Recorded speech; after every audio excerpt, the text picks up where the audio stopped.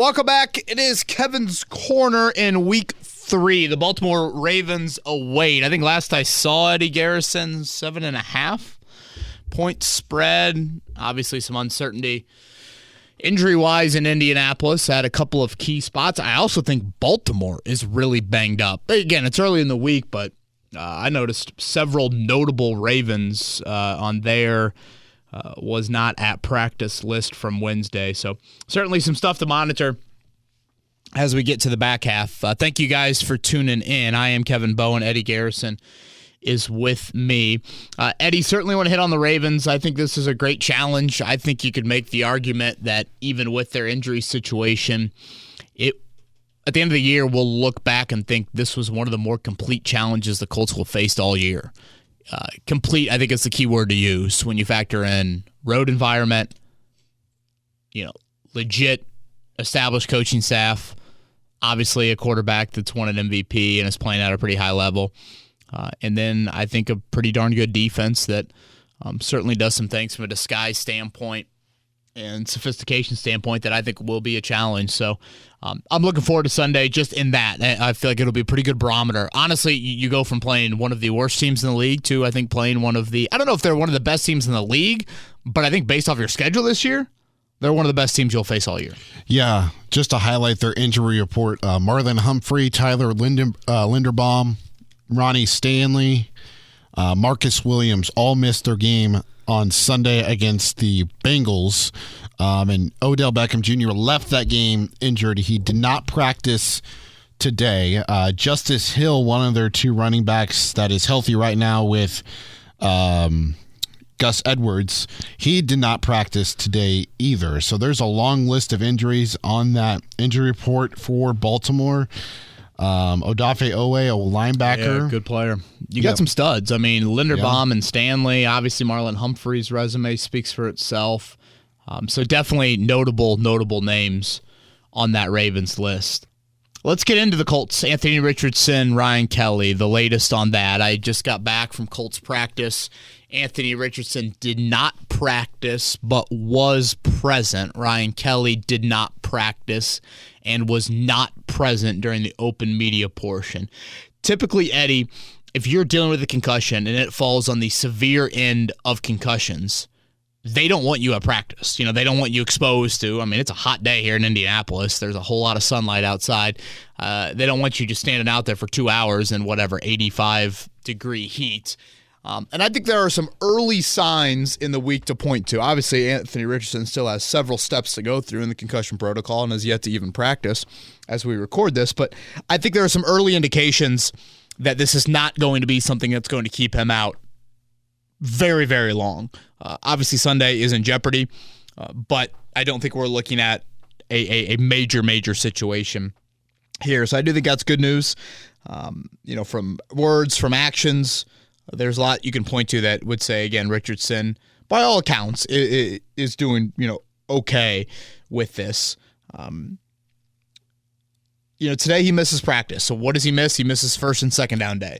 He misses probably the heaviest installed day of the week. Obviously, Gardner Minshew takes those reps. Shane Steichen was extremely non-committal in, explaining, okay, the lack of quarterback reps, would that impact him playing on Sunday? Is there a risk of re-injury 7 days compared to 14 days? Things like that. There's just very Shane Steichen. Very Shane Steichen, yes, without question. Yeah, I know. I feel like I'm back in college talking to girls at the bar with the types of answers that I get. I ask the questions, though. But yeah, the return on investment in those questions, not too profitable, but nonetheless, they will continue to be asked. He could still progress through the concussion protocol. Drew Ogletree's the most recent example of it, of a guy that missed Wednesday last week, limited on Thursday, full on Friday, cleared on Saturday. It's very rare, but I don't believe, even if you miss the first 2 days of practice, you're officially ruled out. You could do a Friday practice, you could do a contact test on Saturday and still even clear then. Obviously, at that point, Richardson will have missed 2 massive days of practice, and I would think, considering a rookie quarterback and what Baltimore presents as a defensive challenge, that to me, Eddie, would strike a okay, what about this dude just preparing him on a weekly basis to get ready for a really exotic defense? That would be a question that I think would be very fair to ask and borderline understandable from a reps should he play standpoint. But the fact that, again, Richardson was out there and present, I think is a positive sign on that. So we'll certainly watch his status for tomorrow. And, when you look at it, Eddie, I think you could probably make an argument that the bigger issue for this week might be the fact that you're going from Ryan Kelly to a first-time starter in Wesley French at center versus Anthony Richardson to Gardner Minshew. I mean, I know quarterback means more than center, but it's quite the drastic drop in experience. I mean, Gardner Minshew's got, 25 starts in his career.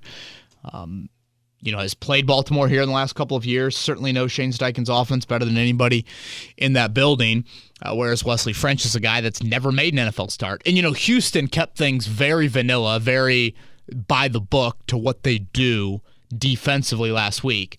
I'm curious if they had a week to prepare for a first-time starter at center. Would they have tried to do things differently? And we know this. We just know the fact that Baltimore wants to do stuff a little bit more different on defense. So, again, I think you can make the argument you might be more worried about center than you are quarterback, and certainly there's a domino effect of that. If your center's banged up and all of a sudden the communication's struggling or the identification is struggling, then your quarterback's exposed with that. I also think something, too, Eddie, is let's say Anthony Richardson doesn't play.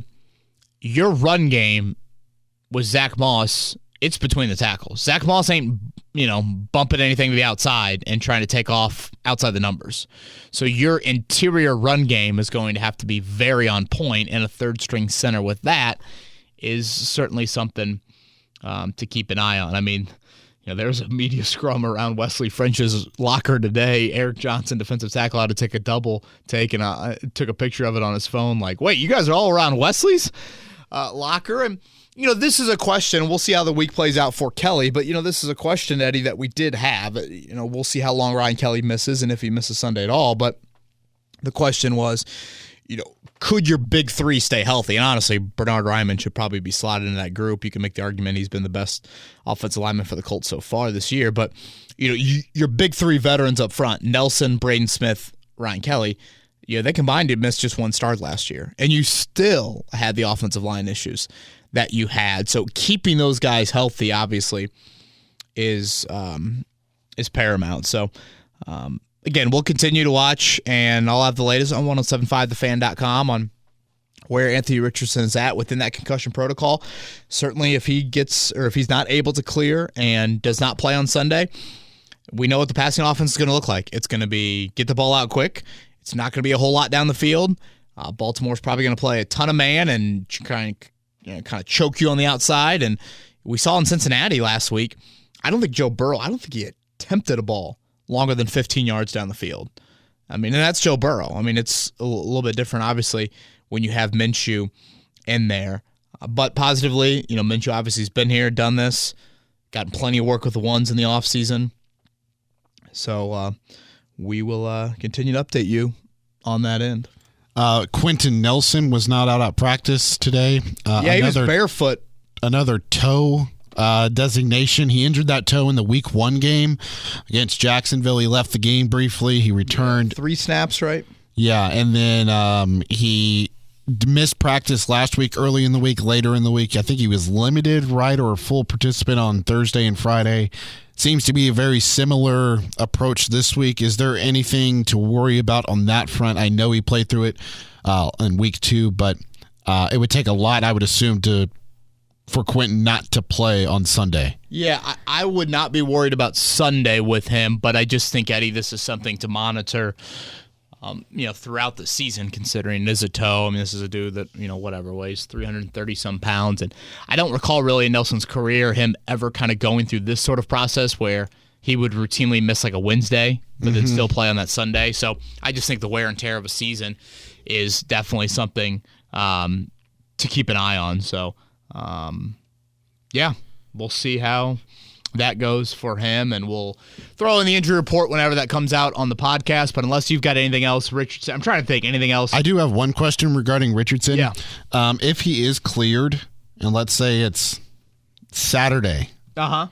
Does he play Sunday, considering he would not have any practice time or limited practice time with the starters and the game plan for this week? Yeah, I think as long as he practices tomorrow, I would still feel comfortable. If you get to Friday, I think that's a little, tomorrow's third down and Friday's a red zone day. I mean, that to me would be a little bit more of some uncertainty with it. Again, I'll echo what I said Monday, Eddie. I think this is such an unbelievable challenge that you want Richardson to be a part of. And that's where the bummer lies into this uncertainty of him playing. But I am not one of these people that's like, no, rest him for another week. You don't want to risk anything. No, if he's cleared, go.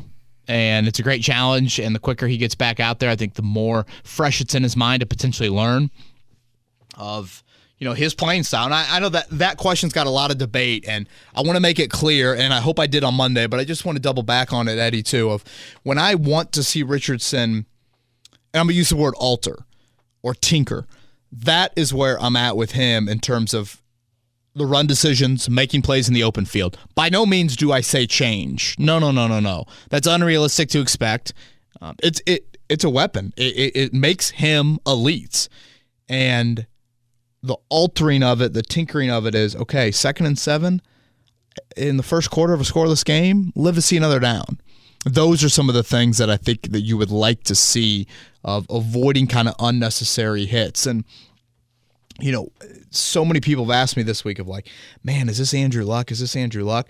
I'm like, well, kind of yes and no. I mean, yes, in that you have a very athletic quarterback that isn't afraid to make plays with his legs, and certainly Richardson is more of a runner than Luck was. But where I would say no is, you also have to look at it from a standpoint of, think back to when you had Luck and the first time he really ever suffered any sort of injury.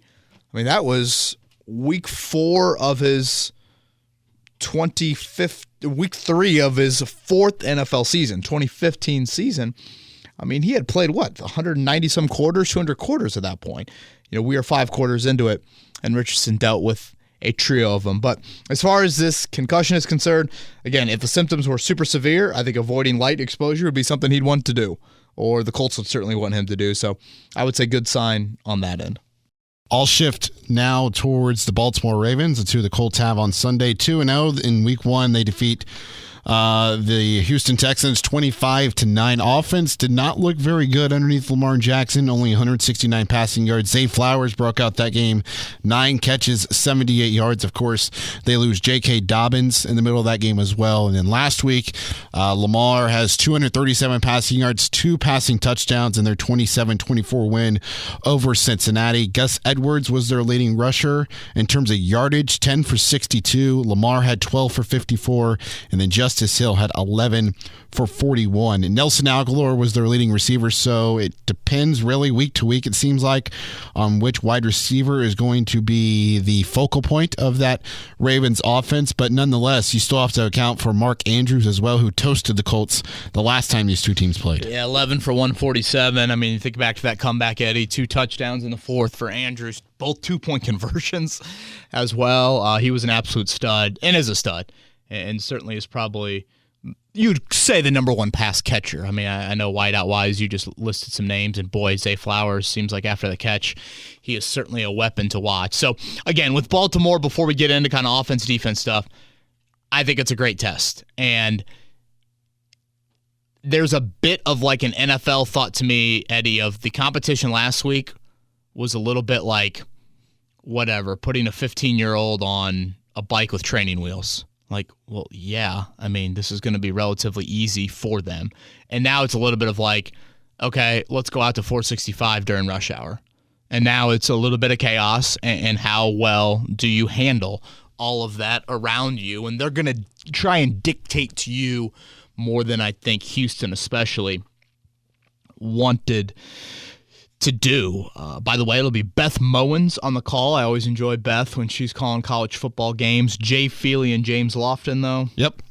Yeah, I don't know about that color duo there. Anytime you have two in analyst duo. Yeah, color people duo.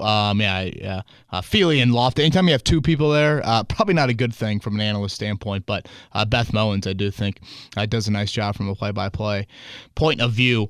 Again, Baltimore offensively, Todd Monken, the new OC, comes to the NFL from Georgia. That would be the college last year. So no more Greg Roman there.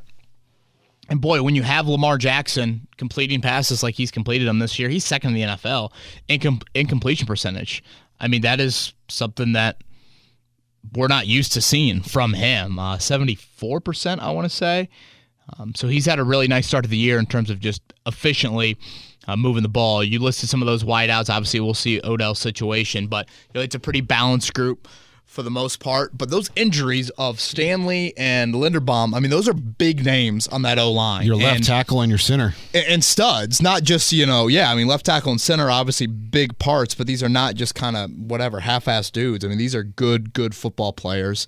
And I don't think it's to the Houston standpoint of the offensive line from last week, but again, is this another opportunity for the Colts defensive line? I mean, I'd say all in all, the Colts have caught pretty good injury breaks or availability breaks. Cam Robinson suspended in week 1. Obviously, the Colts are missing Taylor, but for the most part, they've had some big advantages in some particular spots that really have impacted these first couple of games, and there could be a couple of those again coming up on Sunday. Obviously, we'll see what happens center and quarterback-wise. But yeah, it's been a pretty balanced Baltimore offense. I think they're first on third down, so clearly the pass run threat of third down is very dynamic, and you got to be disciplined as hell. I mean, you got to be eye discipline's got to be paramount, and they do some stuff pre-snap from guys in motion and all that. So this is a different run defense challenge. Your run defense has been so stout in the first 2 games, but this is different. I mean, this has got a bit of a Saturday feel to it. And your defensive line and your front's been great. I mean, you lead the league right now in tackles for loss. That's a stat that I think should resonate a lot to playmaking. And, when you force negative plays within a drive, that's a big indicator that drive's going to end without points. And so you've done that, 17 of them. That's big. So looking forward to watching the Ravens offense against the Colts defense. And then on the flip side, when you look at Baltimore's D, I don't know if you look at any of them and think, that's just a flat-out, best player at his position. Yep. But they're just very solid, sound. They've got a lot of dudes that have played a lot of football. I mean, Roquan Smith and Patrick Queen in that linebacker core. Secondary-wise, 2 big injuries, though, with Marlon Humphrey and Marcus Williams. So, still have Kyle Hamilton, though. Kyle Hamilton, very, very versatile and kind of a chess piece to use. So Rock Yassin was one of their starting cornerbacks last week. Yeah, so Rock comes over to them in the offseason and has been asked to play a pretty big role. I would assume, Eddie, if it's Minshew, they're just going to press the hell out of these Colts wideouts, or try to, I should say. Because, again, Minshew got it out. I think it was 4th or 5th fastest of any quarterback last week. The yards per attempt down the field was extremely, extremely small as well. And I thought Jim Bob Cooter had a pretty good comment early in the week about the challenge with Baltimore of they stress you mentally. And they stress you mentally as an offensive coordinator, as a center, as a quarterback, tons of looks, a lot of variety. Again, their defensive coordinator is a Wink Martindale disciple. And when you think back to Wink Martindale, I know we talked a lot about him during the offseason for the head coaching search. I mean, that is something that you are going to expect kind of typical Baltimore, even though some of the names and some of the faces have changed on that defensive side of the ball. So I think it's going to be a great test. Outstanding. It's probably going to be some dink and dunk central if it is going to be Minshew, and how efficient you are with that offense. It's weird, Eddie. I saw a stat today where the Colts are, I think they're second in 3 and outs this season offensively. No surprise, though. Yeah, but in a way, it did kind of surprise me. I'm like, man, I don't think of that as a stat that indicates a bad offense to me. Week 1, they had, I think we counted 5 or 6. I can't remember the exact number. Again, it was kind of like feast or famine. You had the 14 drives, and 11 of them went for 10 yards or less. So I don't feel like the Colts offense has been, that bad. I mean, obviously you had a, quiet second half on Sunday. You obviously, I guess, kind of had a quiet second half in the opener as well. So how can you sustain those drives, if indeed they can kind of limit Zach Moss? And then we'll see what happens, of course, from a passing game standpoint. So 7.5, part of me thought that was a little much. Obviously, there's some uncertainty on Wednesday afternoon of what exactly it looks like. We'll give our picks to round out the show. Anything else Ravens, Colts related before we get to Twitter questions? Yeah, I want to point out some things. A guy who's been relatively quiet for Baltimore through the first 2 games, he's coming off a foot injury. Rashad Bateman, the former first-round pick out of Minnesota. When you look at how the Colts have been exploited through the first 2 weeks of the season, down the field with Calvin Ridley, and then down the field last week with Nico Collins. And that is primarily the role I think Bateman has within that Ravens offense. So it wouldn't surprise me if he's their guy this weekend, just because of the uncertainty regarding the cornerback position for the Indianapolis Colts. And then defensively, it's been the slot receiver that has had some success against this secondary for Baltimore. Last week, Tyler Boyd, 6 for 52. And then looking at Houston in week 1, Robert Woods, 6 for 57. And then Tank Dell had 3 for 34 on just 4 targets. So it looks like Josh Downs and then whichever tight end is lined up in the slot, whether that's been Granson, who's been, I think, really good so far, or Will Mallory or whomever the case is for the 3 tight ends. Those are going to be the guys that have to win at the line of scrimmage for the Colts this weekend. Certainly. We will give our picks here coming up in a bit, but let's hop into Twitter questions. Kay Ferguson, are the Colts 2-0 with Zach Moss playing last week? Probably not. I mean, I know that's kind of like the easy thing to point to, but again, injuries happen. Guys miss time. I mean, if you're Jacksonville, you're thinking to yourself, if Tank Bigsby just picks up the ball and falls down, do they win that game? Or win that game, I guess, maybe going away a little bit more than they did. Obviously, they had to come back in the fourth quarter. So Zach Moss, certainly showed last week that there is a competence to him as a running back that is much greater than Deion Jackson. I cannot stress this enough, Eddie, how wild it is how much Zach Moss played in that game. Jonathan Taylor in his career one time, as he played 98% of the snaps, which is what Moss did last week. That just doesn't happen. We looked up last week, 74% was the high for Moss in Buffalo. Deion Jackson and Jake Funk, barely played last week. And, of course, not at all from a running back standpoint. I don't even know if they played a snap on it. It might have been Isaiah McKenzie as the running back. So just wild how much Moss was needed. So certainly he makes you better, and I get the game was close and you had some opportunities, and maybe on first and second down you're able to eke out a few more drives, but again, Jacksonville could easily counter with something else. Jeremy Fowler of ESPN just reported that Justice Hill suffered a toe injury that could keep him out of week 3 against the Colts, but shouldn't result in a lengthy absence per a source. It's worth noting Baltimore did sign Kenyon Drake earlier this afternoon as a bit of an insurance move. So heavy, I assume, Gus Edwards, and then a little bit of Melvin Gordon. Is that fair to say? That's a good question. I forgot about Melvin Gordon being on the roster. From the practice squad last week. So, I know Justice Hill didn't really do much in week 1, had a better performance in week 2, but I would label him as kind of their second back, with Gus Edwards still being that top guy. Chris would like to know, will Gus Bradley be smart and bench Darrell Baker Jr.? Because he's not good in coverage and horrible tackler, they might as well give Juju a chance finally. Yeah, I got a lot of questions in relation to this. I don't get the vibe that he is going to be benched right now. I think that guys like Jalen Jones and Juju Brents, as he continues to get more reps, will start to push for playing time. Again, if you were going to come up to me right now and say, hey, Kevin, we're benching Darrell Baker Jr., who's going to go in the lineup? I would vote for Jalen Jones before Juju Brents. Part of this is just because I didn't see a lot of Brents. He missed – I think we almost forget, Eddie. This guy missed 16 practices in the spring, all 16. Rookie minicamp, OTAs, veteran minicamp, all of it. Then he misses a week and a half into training camp. Then he misses the Philly joint practice and that Philly preseason game. And the whole time, I think Jalen Jones practiced, I feel like he was out there every day. And Darrell Baker Jr. So just from an availability standpoint, you did not have much of an opportunity. I do think, Eddie, as we get more into the season, you will start to see more and more opportunity arise for those young guys. I don't look at Darrell Baker and think it's etched in stone. Again, I think he'll be the guy out there I But, whatever. If it's the Rams in week 4, if it's the Titans in week 5, I think that was the game from Darryl Baker of like, hey, man, now the ice is kind of thin. And we still have two rookies that, we don't know if we trust them yet. Your spot obviously is not locked in by any means, but I think he's earned it for one more week. And then after that, I think you could see some changes on that end. Have you seen what's going on with the Bears right now? Yeah, all that Alan Williams stuff is crazy. Yeah. And then the Justin Fields comments, yeah. Both Hallis Just be glad that you're not a Bears fan. Right. Both Hallis Hall and Alan Williams' homes were raided in connection to an undisclosed incident. Is this real? Like, do we have this credible yet? This is from Twitter? It's somebody who covers Chicago events, and he said that Alan Williams' home was raided after the Week 1 loss, and then Hallis Hall was raided this morning. A raiding of Hallis Hall? What are you like his house? His house. Well, yeah, their houses. Yeah, Hallis Hall is where they work out at. Are they stealing his playbook? No idea.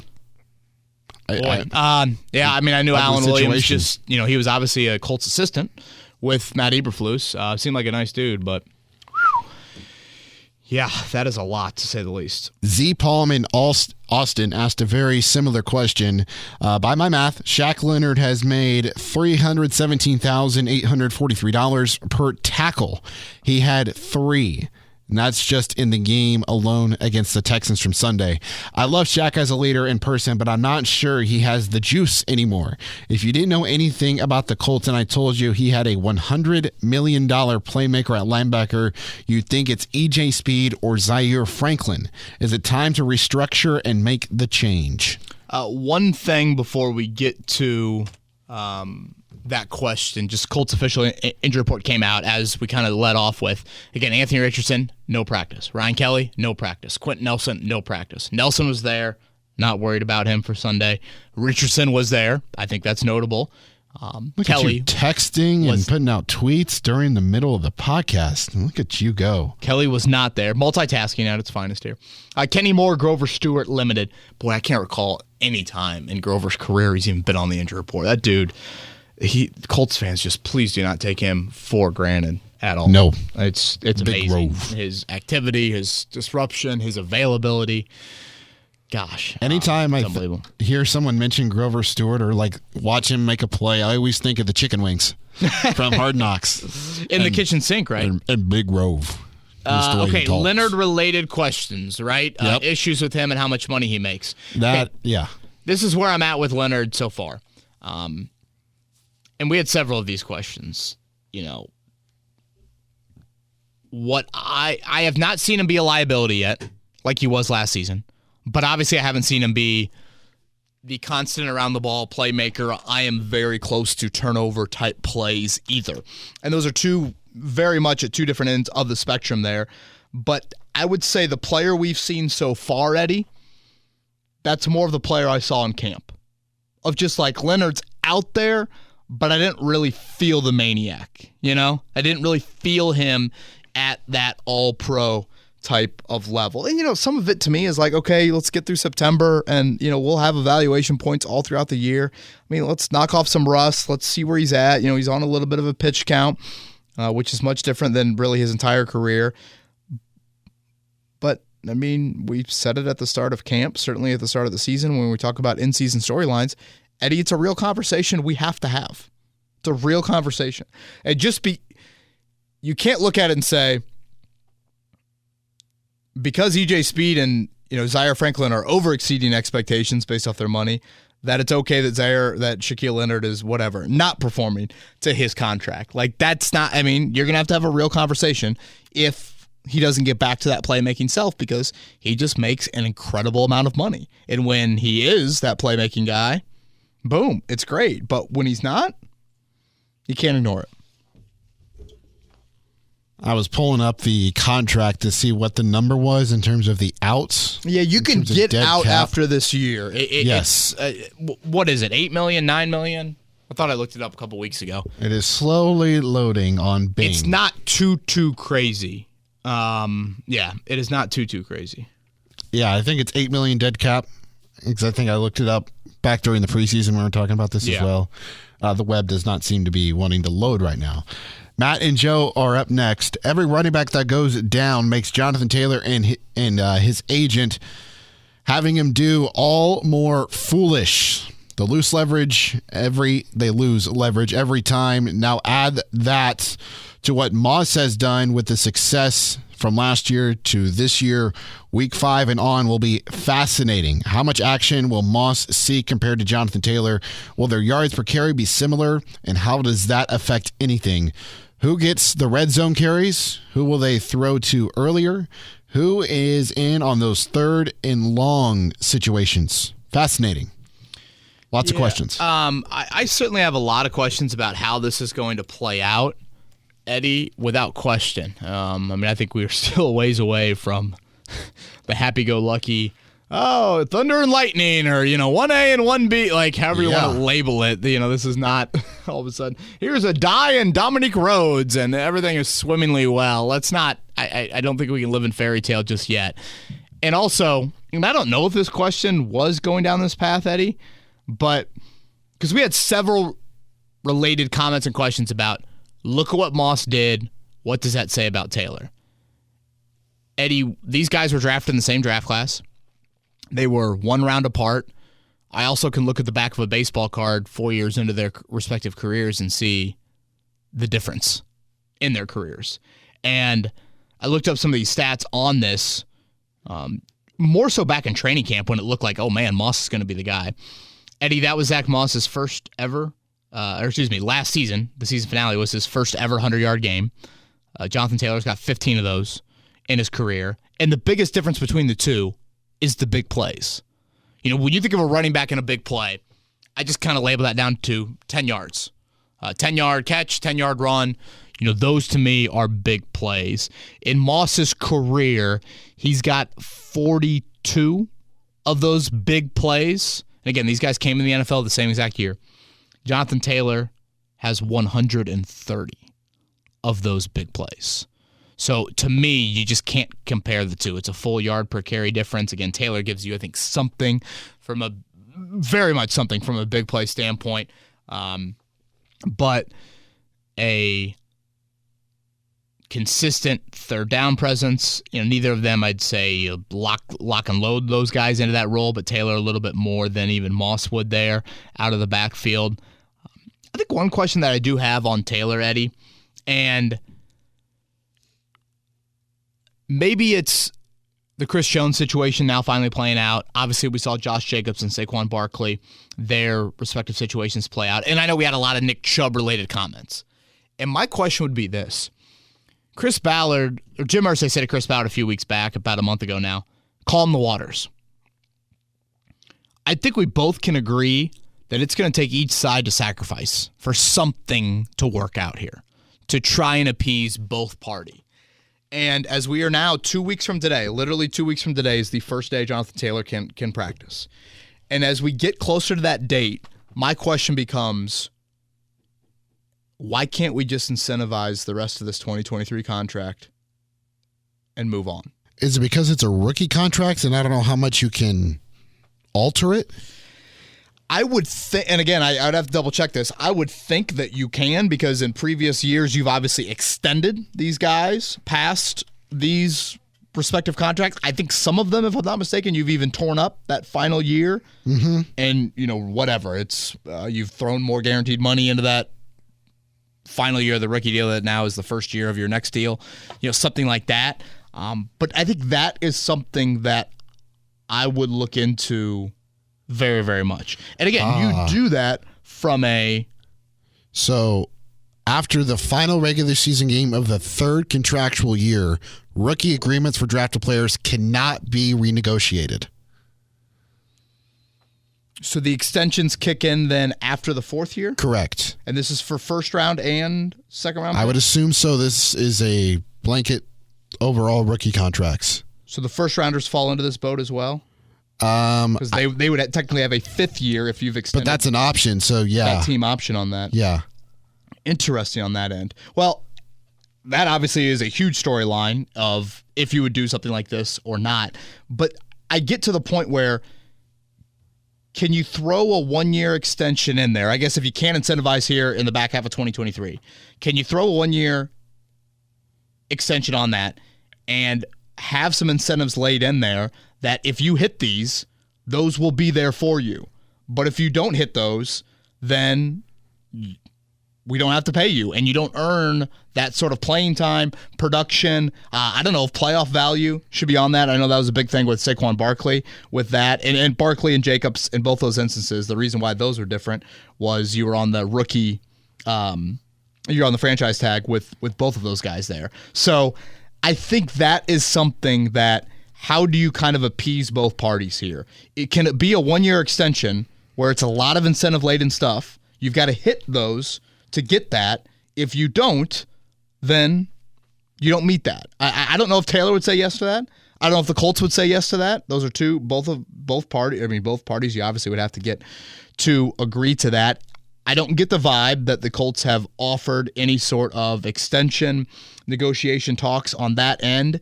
It seems to be relatively stubborn with that. And obviously that frustrates Taylor. Taylor looks at it and says, I mean, Kareem Hunt, you saw it today, 1 year up to $4 million. I mean, Taylor's making $4 million this year. That frustrates Taylor. You know, Mo Alley Cox makes more money than Jonathan Taylor this year. That frustrates him. You know, I mean, and how can you not look at that and think that's understandably for a running back here? So I still think, and I know stuff has happened since last, I guess, Wednesday's pod, when we probably focus more on Taylor from a, here's the video, and we've had a grievance with the NFL and the NFLPA, and here's Shane Steichen kind of saying some comments, and then today he's like, I'm not going to comment on anything Taylor-related anymore. I feel like there was one other thing. I guess Moss had a really nice game. I still think we're really far away from this. I know that everybody saw the Insta story, and they were like, oh my gosh. There's a lot that still needs to be solved with all of this. I can't wait to find out, to figure out who the head of the snake is in terms of this grievance filed by the NFL. Is that Irsay? To the PA. I don't know. Do you think you'd go to those measures? I don't know. It seems drastic, but I mean, you know, there are times that and like, what's going to happen here? Like, are you taking Jonathan Taylor's money? I'm like kind of confused exactly what you would be obtaining from this as well. So we'll see how the next couple weeks play out. Now, I want to ask you this before our next question, because we're talking about Taylor. Yeah. After this week, when it becomes 1 week until he can return, do we start seeing him pop around the team more? And if not, and he just returns whenever he can be activated off of the PUP list? Give that to me one more time. So after this week, yes, do we start seeing Taylor on the sidelines for next week's Week 4 game against the Rams? And if not, and he just assumes like, hey, it's Wednesday, he's activated, boom, he's back, how does the team respond to that? Yeah, it's a great question. I mean, guys seem to continue to say the right things about him. I don't. It's a great question. I think you would need to literally hand these guys 5 or 10 shots for them to give you an honest answer. To me, it seems a bit awkward. I think there's an element of like, there probably is a wide range of views in that locker room. I think there are some guys that are like, dude, go get your money. You play a brutal position. You're going to car crash, you know, how many times a game? Fight for yourself. And they get that. There are other guys that are like, dude, just complete your rookie contract and move on. I think it's a very wide range of views. But I think most players in that locker room do really, really respect Taylor and view him as a great teammate who works hard. Drew's Twitter question is up next. Remember when the Colts took Andrew Luck to the local minor league baseball team and they taught him how to slide? Do you see that happening again with Anthony Richardson? Also, what's the offense stalling in the second half? What's with the offense stalling in the second half? I know our coach is a first-time head coach, but does he need to take a page out of Sirianni's playbook and allow Jim Bob Cooter to have more say in the halftime adjustments? I had to make sure to say Jim Bob Cooter because there was only one word on that. Just Coach Cooter. Not even coach. Not even coach. Yeah. Yeah, again, sliding, to me, it's like, yes, that would be something you'd like to see, but I think it's more of just, cognizant of when to slide out or when to go out of bounds and, when to kind of live to see another down, dive forward. And I mean, just those sorts of things. Avoid some of the unnecessary hits. Can you make 8 hits a game come down to 4 or 5 with that?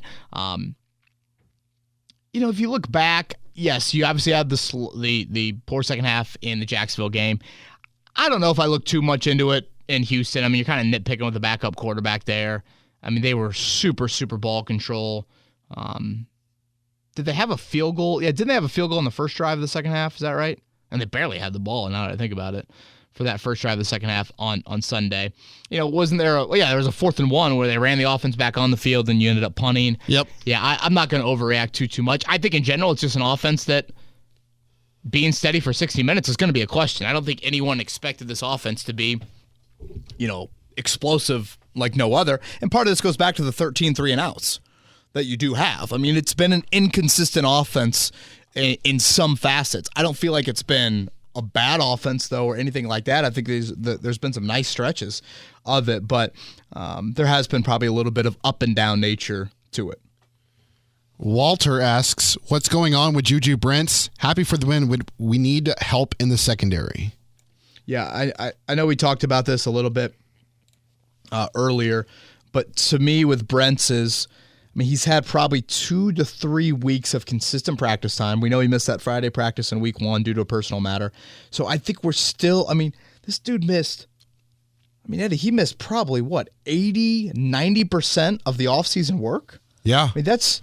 His first practice time was ahead of the second preseason game, right? You still have to earn. He played in that first preseason game, I'm pretty sure, in Buffalo. You've got to earn a little bit of that. And I think as we get kind of into September, into October, those are some times that I think you could see some stuff potentially start to challenge with Darrell Baker Jr. Two Twitter questions left. Craig states, great to finally get a win. I have seen more offensive alignments in the first 2 games than all of last season. Obviously, a lot has to be that we have a running quarterback, but I have to believe Shane Steichen is way more innovative than Frank Reich. What is your impression of Shane Steichen over the past 2 weeks as far as the offense is concerned? I have liked what I've seen from Shane Steichen. Again, I thought you would see super innovative stuff from him from an offensive standpoint. I do think that has been there. You drafted Richardson to, and you hired Steichen, drafted Richardson to be dynamic and different. And I feel like you have done that. It's a lot of stuff that I think challenges the defense's eyes right at the line of scrimmage, right pre-snap. And I think those are some things that you really, really like. So I've been a big fan of the Shane Steichen hire, considering the quarterback situation. That kind of adds to it, and I liked what I've seen so far. It's not going to be perfect. He's not dealing with the stock cupboard by any means, but I think Colts fans should be pretty encouraged by that. Final question comes from Blopa. Is that what we went with last time? Blopa, yeah. Okay. He's a regular. It is clear that Jonathan Taylor is looking for a new contract, and it is evident that he is not comfortable with the situation. That is one thing. But some of the national press saying that Jonathan Taylor does not want anything with Indianapolis, only his departure from the team. Where do those assertions come from as to who said what? Well, what's his agent's name? Malki Kawa. I would say him, his camp. Yeah, those people. Just because they're not on the record, obviously there's a lot of stuff off the record that comes from the team, and oftentimes it might be at the top of that food chain that you hear. So yeah, I would say that is directly from his agent and or people very, very closely associated with Taylor. Who knows who these sources are? Maybe it's Taylor behind the scenes saying, all right, I'm going to tell you everything, but you can't use my name at all on it. Maybe it's some of that, but I trust these people.